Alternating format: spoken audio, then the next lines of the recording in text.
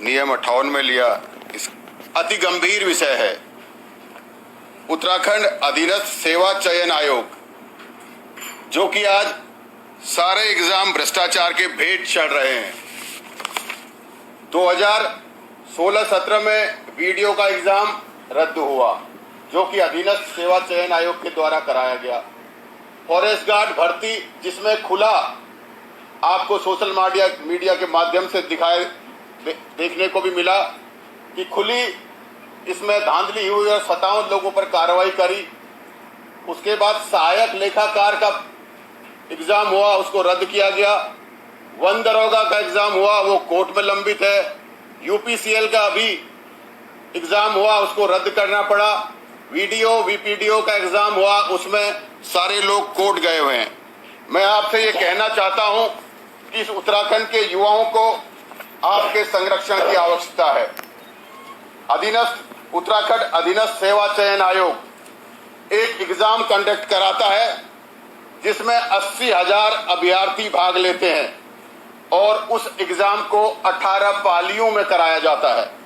18 पालियों में कराया जाना सबसे पहले संदेह के घेरे में लाता है कि आप इतने से एग्जाम को 18 पालियों में क्यों करा रहे हैं। अगर आप व्यवस्था की बात करेंगे तो उत्तराखंड लोक सेवा आयोग ने अभी पीसीएस प्री का एग्जाम कराया, जिसमें 2,58,000 अभ्यर्थियों ने हिस्सा लिया और वो एग्जाम एक दिन में हुआ।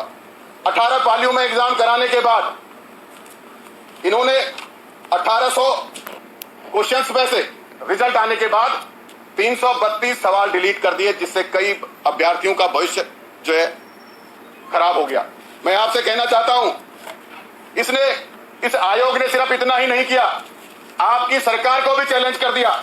आपकी वेबसाइट में चल रहे, जो उत्तराखंड सरकार की वेबसाइट में जो चल रहा है, सवाल था उड़ान 1 योजना के तहत देहरादून पंतनगर के बीच हवाई सेवा संचालित करने की जिम्मेदारी किस कंपनी की थी।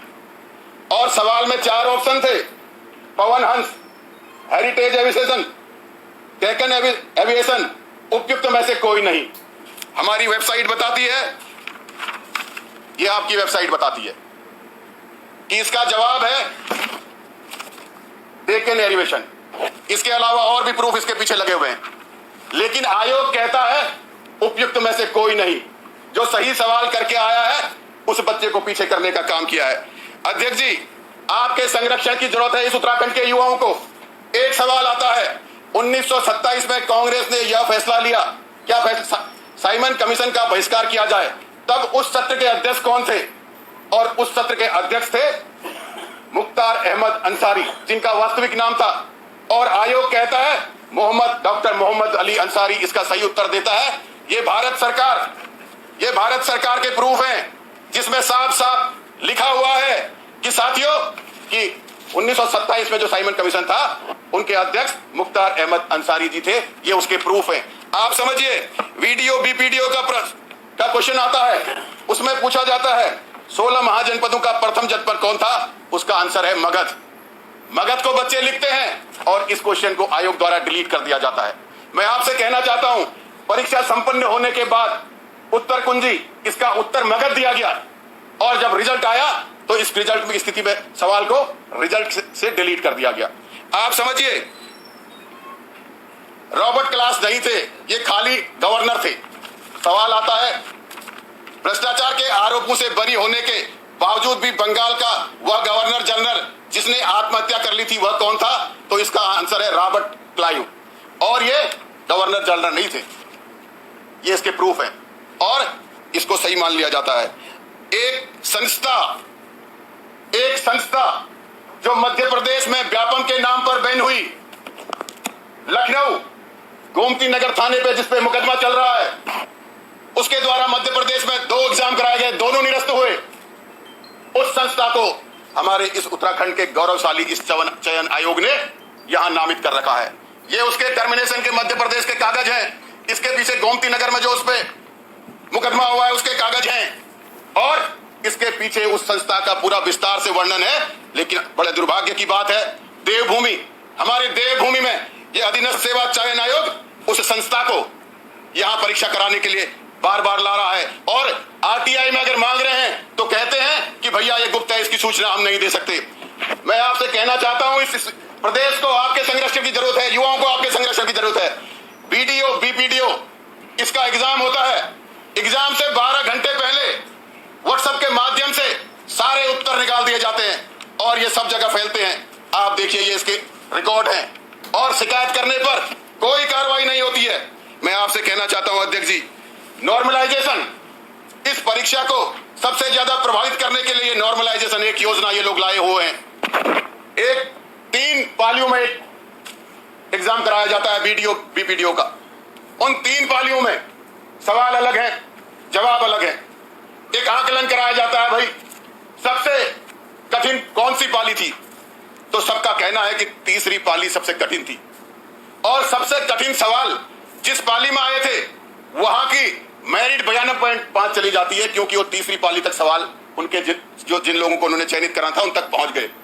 और आयोग फिर इसमें भी कहता भैया नहीं, दूसरी पाली का एग्जाम सबसे जो है कि कठिन था। और वो दूसरी पाली में चयनित जो अभ्यर्थी हैं, मैं आपको कहना चाहता हूं अध्यक्ष जी, बहुत गंभीर विषय है ये। देखिए 59 वाले को नॉर्मलाइजेशन के नाम पर सवाल डिलीट कर जिसके 59.25 थे उसके 75% हो गए। ऐसे ही बहुत सारे लोगों के ये है, देखिए जिसके 66 थे उसके 81 हो गए, जिसके 66 थे उसके 85 हो गए, 73 थे 92 हो गए। जो तीसरी पाली थी नॉर्मलाइजेशन के नाम पर उनके 88.2 कर दिए। जो दूसरी पाली थी उनके 10 से 13 नंबर बढ़ा दीजिए, 5 सवाल डिलीट कर दिए 5 नंबरों के, और प्रति व्यक्ति को 4.5 से 6 नंबर बढ़ा दिए गए और पूरा रिजल्ट प्रभावित हो गया। जो दूसरी पाली में एग्जाम देने वाले थे, पूरी परीक्षा में 3 पालियों की पूरी परीक्षा का लगभग 50% दूसरी पाली से लोगों का सिलेक्शन हो गया। जिन भ्रष्टाचारियों को पूर्व में सरकार ने मुकदमे लिखे हुए हैं, जब एग्जाम होता है उन्हें खुला छोड़ते हैं और उनके परिवार से उनकी भाभी का भी चयन होता है अगली परीक्षा में, उनके भाई का भी चयन होता है। और तो छोड़िए, हद हो गई कि उनके यहाँ काम करने वाली लड़की का भी चयन होता है कि परिवार से है। ये सबूत है अध्यक्ष जी। मैं आपसे कहना चाहता हूं, 2018 में 1 वर्ष के लिए सचिव का सेवा विस्तार होता है, आज 2022। आप ये समझिए, मैं आपसे कहना चाहता हूं, आज उत्तराखंड का युवा आपकी तरफ देख रहा है। जब हम आयोग एग्जाम देता है युवा और उसे पास कर लेता है, और आयोग अगर उसके नाम की स्पेलिंग में अगर एक गलती हो तो उसे निरस्त कर देता है, उसके मार्क्स को नहीं रखता। उसका एक भी डॉक्यूमेंट कम हो तो उसकी परीक्षा रद्द कर, उसका सिलेक्शन नहीं होता। आज आयोग गलती पर गलती करा जा रहा है। आयोग आज मनमानी कर रहा है, सही सवालों को गलत ठहरा रहा है, गलत सवालों को सही ठहरा रहा है, लेकिन आयोग के खिलाफ कोई कार्रवाई नहीं हो रही है। मैं आपसे कहना चाहता हूं, लोक सेवा आयोग ने अभी एक एग्जाम कराया, उस एग्जाम में घोषित करने के बाद पता चला कि एक उत्तर गलत था। अभ्यर्थियों ने आपत्ति लगाई, लोक सेवा आयोग ने अगले दिन ही उस आपत्ति को सुनकर उस रिजल्ट को ठीक करने का काम किया।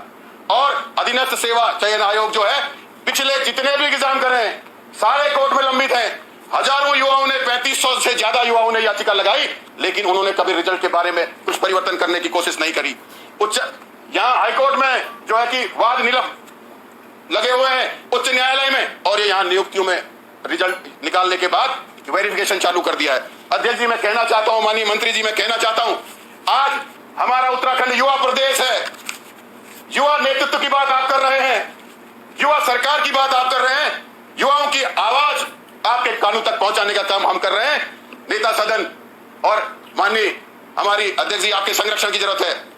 मैं आपसे कहना चाहता हूं, ये उत्तराखंड का बेरोजगार युवा जो दिन रात पढ़ता है, पढ़कर मेहनत करता है, उनके माँ बाप अपनी पूंजी, गाड़ी पूंजी को उनके पीछे लगाते हैं, अपनी इच्छाएं दबाते हैं, उनके एक सुनहरे भविष्य की कल्पना करते हैं, और वो युवा जब एग्जाम देता है और उसके बाद जब रिजल्ट आता है तो उसमें वो लोग निकले हुए दिखाई देते हैं जो शराब की दुकानों में काम कर रहे हैं, जो कहीं और कर रहे हैं। तो मैं आपसे कहना चाहता हूं अध्यक्ष जी, ये आने वाले उत्तराखंड के भविष्य का सवाल है।